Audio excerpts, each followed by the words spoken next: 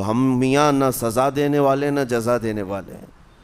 یہی احساس اگر اللہ کے دیکھنے کا ہو جائے کہ میرا رب مجھے دیکھ رہا ہے، تو پھر آپ کو کسی نگرانی کی ضرورت نہیں، کہیں کسی سی سی ٹی وی کی ضرورت نہیں۔ اللہ کا خوف اگر بندے کے دل میں آ جائے، وہ ہر لمحے، ہر گھڑی، ہر علاقے میں محفوظ رہتا ہے، اپنے آپ کو محفوظ رکھتا ہے۔ میرے عزیزو، 4 سال کی عمر ہے امام اہل سنت فاضل بریلوی رحمۃ اللہ علیہ، امام محمد رضا خان رحمۃ اللہ علیہ 4 سال کی عمر میں روزہ رکھ لیا۔ گرمیوں کی شدت تھی، گھرانہ علمی گھرانہ ہے، باپ بھی بڑے عالم دین، دادا بھی بڑے عالم دین ہیں۔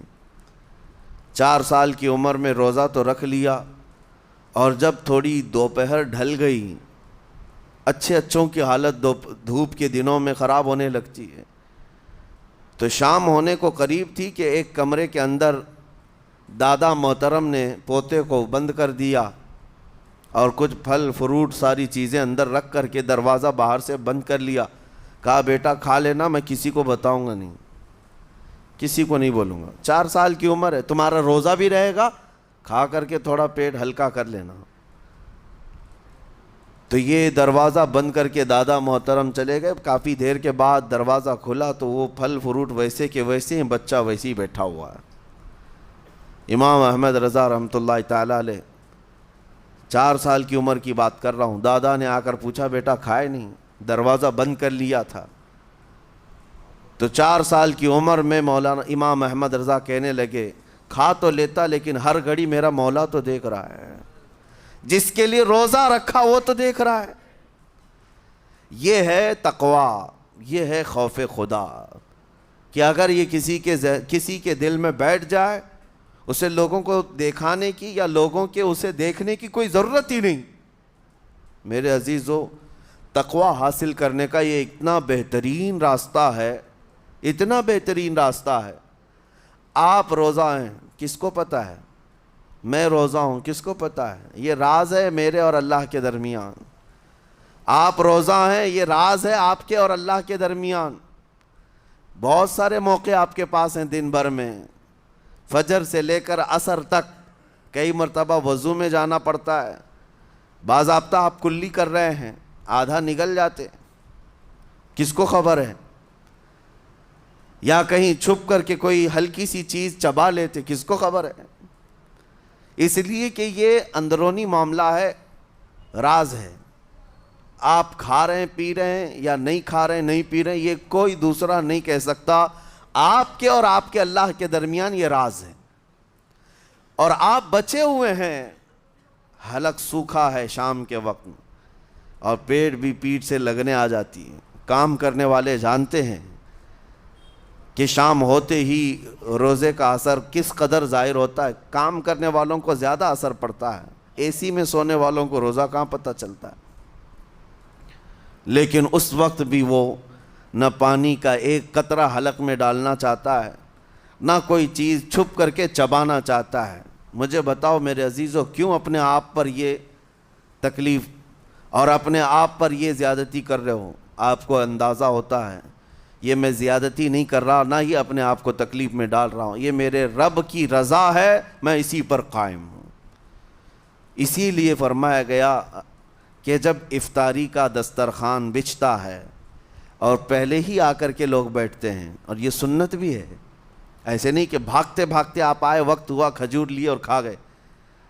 افطاری کے وقت سے تھوڑی دیر پہلے بیٹھ جاؤ، تمہارے دسترخوان پر نعمتیں رکھی ہوئی ہیں، پھل بھی ہیں، میوہ جات بھی ہیں، کچھ کھانے پینے کی چیزیں بھی ہیں، ٹھنڈا شربت بھی ہے، دیکھتے ہوئے بیٹھے ہیں آپ، لیکن ہاتھ نہیں لگاتے ہیں۔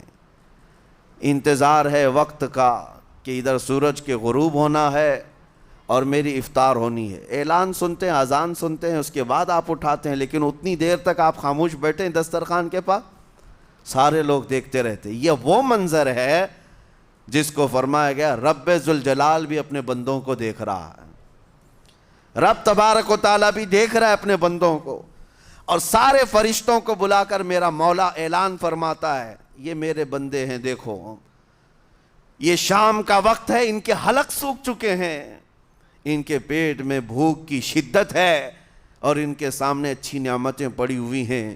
اے فرشتوں دیکھو، میرے ان بندوں میں سے کوئی بھی ان نعمتوں کو ہاتھ نہیں لگاتا، یہ صرف اور صرف میرے لیے بھوکے اور پیاسے ہیں۔ اور فرشتوں سے اللہ فرماتا ہے تم گواہ ہو جاؤ، ان کی حلق تر ہونے سے پہلے ان کے لیے میں نے جنت لکھ دیا۔ اسی لیے حدیث پاک میں ہے، جب افطار کرتے میرے آقا صلی اللہ علیہ وسلم یوں ارشاد فرماتے، ذهب الظمأ وابتلت العروق وثبت الاجر انشاءاللہ، پیاس بجھ گئی، رگیں ٹھنڈی ہو گئی اور اجر اللہ کے ہاں پکا ہو گیا۔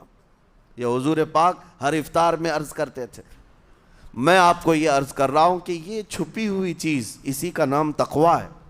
آپ صرف اور صرف بچے ہیں اللہ کے خوف سے۔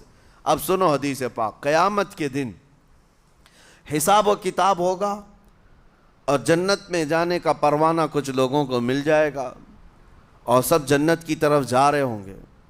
اس میں بہت سارے لوگ ہیں جو پل صراط پر چل کر کے جنت پہنچیں گے۔ اب جب کافی لوگ جنت کے دروازے پر پہنچیں گے، ایک جماعت ایسی ہوگی جو پورے راستے میں کہیں نظر نہیں آئی، جنت جانے کے راستے میں کہیں نظر نہیں آئی، لیکن جنت کے دروازے پر وہ پہلے سے موجود تھے، چلے تھے نہیں چلے تھے کسی نے دیکھا ہی نہیں۔ دوسرے جنتی ان سے پوچھتے ہیں اس جماعت سے کہ تم یہاں کیسے پہنچے اور یہ انعام کس بات کا ہے تمہارے لیے؟ تو وہ جنتی کہتے ہیں ہمیں روزے داروں کی جماعت میں رکھا گیا، ہمارے روزے اللہ کو پسند آئے، اور آج رب تبارک و تعالیٰ کا حکم ہوا کہ ساری دنیا سے چھپ کر تم میرے لیے روزہ رکھتے تھے، دنیا کو پتہ نہیں تھا تم بھوکے ہو پیاسے ہو، اور اے بندو آج سارے لوگوں کی نظروں سے چھپا کر میں تمہیں جنت پہنچاؤں گا۔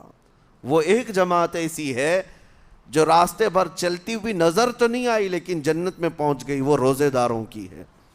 آج یہ تقوی حاصل کرنے کا سب سے بہترین راستہ، اور تقوی کیوں ضروری ہے؟ اب آپ کے روزے سے کچھ حاصل ہوا نہیں ہوا آپ کو دیکھنا بھی ہے، یہ نہیں کہ کیلنڈر کی طرح گنتے جاؤ، 1 ہو گیا، 2 ہو گئے، 3 ہو گئے، ہوتے جائیں گے، یہ دن تو چلتے رہتے ہیں، گنتے گنتے 20 بھی ہو جائیں گے، 25 بھی ہو جائیں گے، 30 بھی ہو جائیں گے۔ روزے گننے کا حکم نہیں، اپنے آپ کو سرچ کرو پھر تھوڑی سی ورزش کرنے کے بعد بندہ ویٹ تول کر کے دیکھتا ہے کم ہوا گھٹا ہے کہ بڑا، ہر دن دیکھتا رہتا ہے۔ ہاں، ورزش کرنے کے بعد پھر ناپ کر کے دیکھتا ہے میرے جسم کا وزن کتنا گھٹا کتنا بڑا۔